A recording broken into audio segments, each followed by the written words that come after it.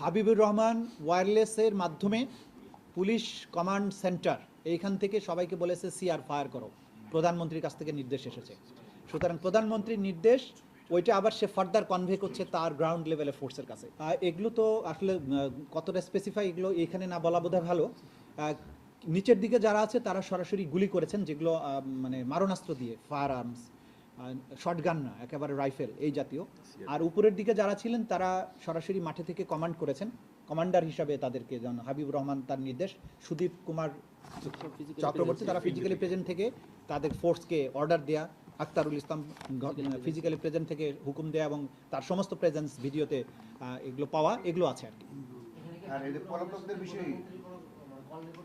হাবিবুর রহমান ওয়্যারলেসের মাধ্যমে police command centre এইখান থেকে সবাইকে বলেছে সিআর ফায়ার করো, প্রধানমন্ত্রীর কাছ থেকে নির্দেশ এসেছে।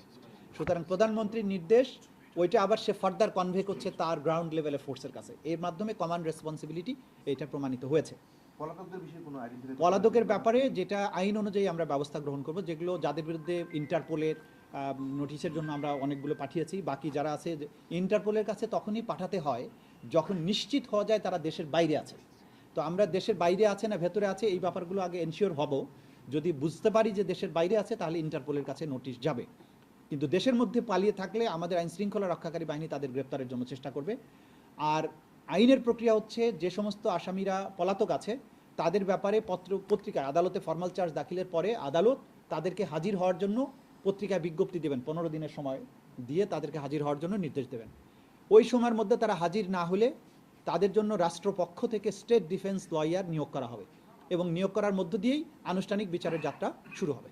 আপনি বলছিলেন যে এই প্রত্যেকটার সাথে শেখ হাসিনার সম্পৃক্ততা আছে, সেক্ষেত্রে শেখ হাসিনার মামলার যখন তদন্ত প্রতিবেদন বা ফর্মাল চার্জ দাখিল হবে তখন এইগুলোও কি ওটার সাথে একসাথে যুক্ত হবে নাকি ওটা আলাদা করে নতুন করে আবার?